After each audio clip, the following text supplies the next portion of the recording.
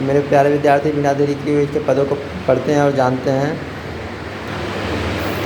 मेरी भव बाधा हरऊ राधा नागरी सोय, जातन की झाई परे श्याम हरित दुति होय।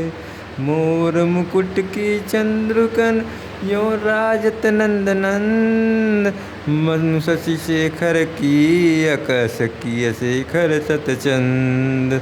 सोहत ओढ़ पीठ पट श्याम सलोने गात, मनऊ नीलिमण सैल पर आतप परियो प्रभात। अधर धरत हरि के परत ओठ डिटिपट ज्योति, हरित बांस की बांसुरी इंद्रधनुष रंग होती। या अनुरागी चित्त की गति समझे नहीं कोई, जो जो उड़े श्याम रंग त्यों त्यों उज्ज्वल होय। तो लघुमन यामन सदन में हरि आवे की बाट, बिकट जटे ज्यों लगे खुटे न कपट कपाट। बिकट जटे ज्यों लगु निपट खुटे न कपट कपाट। जगत जनायो जी है सकल सो हरि जानियो नाही, जो आँखि न देख सब देखिए आँखि देखी न जाहि। जपमाला छापा तिलक शरण एको काम, मन नाचे कांचे वृथा सांचे राचे राम। मन नाचे कांचे वृथा सांचे राचे राम। तो चलते हैं मेरे प्यारे विद्यार्थी, पहले अर्थ को देखते हैं। मेरी भव बाधा हरऊ राधा नागर सोय, वह राधा नागरी वह राधा चतुर्राधिके मेरी भव बाधा को हर ले, मेरी सांसारिक बाधाओं को हर ले, हरण कर ले, ख़त्म कर दे, नष्ट कर दे। कौन? जा तन की झाई परे, जिसके तन की झाई अर्थात परछाई पड़ने मात्र से श्याम हरित दुत होए, श्याम हरे रंग के हो जाते हैं, काले रंग से हरे रंग के हो जाते हैं। मेरे प्यारे विद्यार्थी, पद बिहारी लाल जी का है, इसका एक से अनेक अर्थ निकलते हैं, इसलिए हम एक एक अर्थों को बताते जाते हैं, अनेक अर्थों को नहीं बताएंगे, क्योंकि आप एक एक ही अर्थ को लिखेंगे अपनी किताब में, अपने परीक्षाओं में, और उसे मनन करेंगे। अगला पद देखते हैं। इस पद को फिर से एक बार बतला देते हैं मेरे प्यारे विद्यार्थी। मेरी भव बाधा हरऊ, मेरी सांसारिक, बिहारी लाल जी कहते हैं कि मेरी सांसारिक बाधाओं को हरो। कौन? राधा नागर सोई, वह चतुर राधिका, वह राधिका जी मेरी सांसारिक बाधाओं को हर ले। जा तन की झाई परे, जिसके तन की छाया मात्र पड़ने से श्याम हरित दुत होए, श्याम अर्थात श्री कृष्ण हरित दुति होए। दुति माने उनकी चमक, हरित माने हरा हो गई है। किसकी? श्री कृष्ण की, जो काले रंग के हैं वह काले रंग से उनकी चमक हरे रंग की हो गई है। जिनकी तन की छाया, जिनके शरीर की छाया मात्र पड़ने से श्याम काले रंग से हरे रंग के हो जाते हैं, वह राधिका मेरे सांसारिक भाव बाधाओं को हर ले। मोर मुकुट की चंद्रुकन यो राजत नंद नंद, मनुष्य शशि शेखर की अकश की शेखर चंद सतचंद। मोर मुकुट की चंद्रुकन, मोर के मुकुट में जो चंद्रमा की कणें हैं, चंद्रुकन चंद्रमा की कणें हैं, यो राजत नंदनंद, इस प्रकार राजत मन सुशोभित होता है नंद बाबा के, नंद अर्थात बेटे, अर्थात श्री कृष्ण के ऊपर, नंद बाबा के बेटे अर्थात श्री कृष्ण के ऊपर इस प्रकार सुशोभित होता है। मनु शशि शेखर की अकस, मानो शेखर की अकस, शंकर जी की अकस माने ईर्ष्या से, किए शेखर सतचंद, किए माने किए हुए हैं। कौन? शेखर सतचंद हजारों चंद्रमाओं के अपने सर पर लगाए हुए हैं, अर्थात कामदेव जी शंकर जी से ईर्ष्या के कारण ऐसा लग रहा है कि अपने मस्तक पर, शेखर पर मस्तक पर सतचंद सैकड़ों चंद्रमाओं को धारण किए हुए हैं। सत माने सैकड़ों, चंद्र माने चंद्रमाओं को। मोर के मुकुट में चंद्रमा की कणें इस प्रकार नंद बाबा के बेटे अर्थात श्री कृष्ण के सर पर सुशोभित हो रही हैं, मानो शंकर जी के से ईर्ष्या रखने के कारण कामदेव जी ने अपने मस्तक पर, शेखर पर हजारों चंद्रमाओं को धारण किए हुए हैं। सैकड़ों, हजारों नहीं कहेंगे मेरे प्यारे विद्यार्थी, यहाँ कहेंगे सैकड़ों चंद्रमाओं को धारण किए हुए हैं। सतचंद सैकड़ों चंद्रमाओं को धारण किए हुए हैं। सोहत ओढ़े पीठ पट श्याम सलोने गात। सोहत माने सोहता है, सुशोभित होता है। ओढ़े पीठ पर, जब श्री कृष्ण पीले वस्त्र को धारण करते हैं।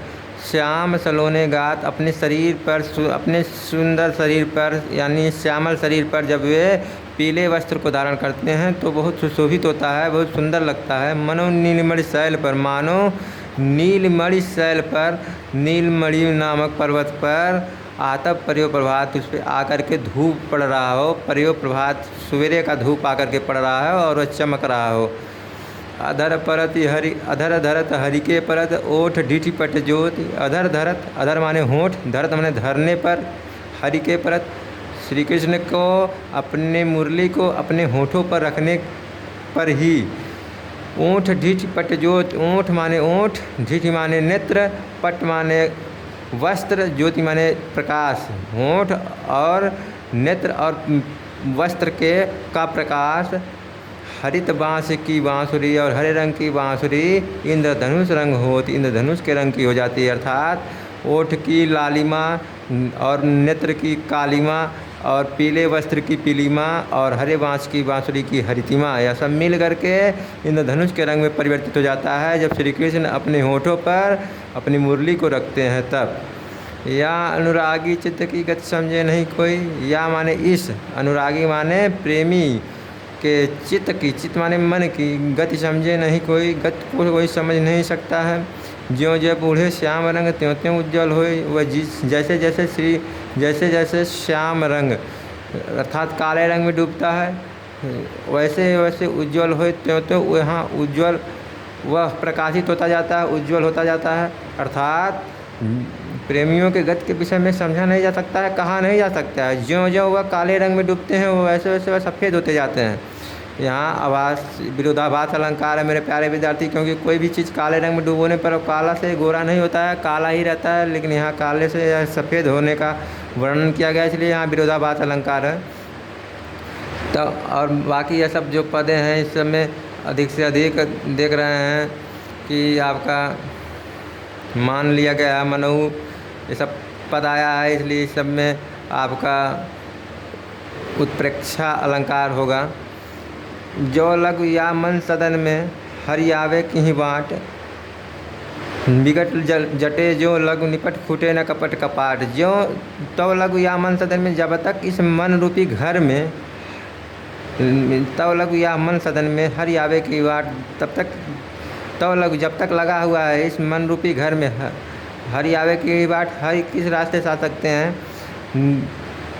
कपट कपाट, कपट कपाट, कपट रूपी किवाड़ लगा हुआ है, जब तक इस घर में कपट रूपी किवाड़ लगा हुआ है, हरि अर्थात भगवान आवे की बाट, किस रास्ते से, बाट माने रास्ता, किस रास्ते से आ सकते हैं। विकट जटे ज्यों लघु निपट फूटे न कपट कपाट, विकटता से यानी बहुत जटिलता से, जटे माने जड़ा हुआ, लगा हुआ, या निपट या किवाड़ जब तक नहीं खुलता है तब तक श्री कृष्ण या भगवान किस रास्ते से हमारे अंदर आ सकते हैं। कहने का अर्थ यह है कि पूरे पद का अर्थ यह होगा कि जब तक हमारे मन रूपी घर में छल रूपी कपट का किवाड़ लगा हुआ है या छल रूपी कपट जो लगा हुआ है जब तक खुलता नहीं है तब तक भगवान भला किस रास्ते से इसमें आ सकते हैं। इसलिए हमें छल रूपी किवाड़ को खोल देना चाहिए, अर्थात उसे बंद कर, छल करना कपट करना बंद कर देना चाहिए। मेरे प्यारे विद्यार्थी अगले पद को देखते हैं। जगत जनायो जी सकल सो हर जानियो नहीं। जगत जनायो, जनायो माने उत्पन्न किया, जी सकल जिसने पूरे संसार को उत्पन्न किया, सो हर जानियो नहीं, वह ईश्वर को जाना नहीं जा सकता है।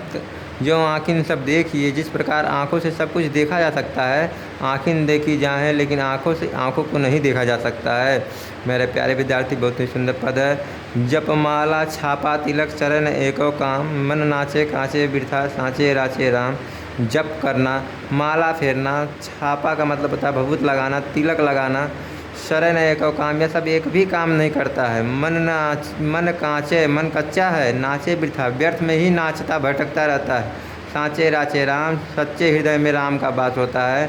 मेरे प्यारे विद्यार्थी जप करना, माला फेरना, भभूत पोतना या तिलक लगाने से यह सबसे सिद्धि नहीं प्राप्त होती, राम की प्राप्ति नहीं होती है, क्योंकि मन कच्चा इस सब में व्यर्थ ही भटकता नाचता फिरता है। सच्चे हृदय में राम का वास होता है। तो चलते मेरे प्यारे विद्यार्थी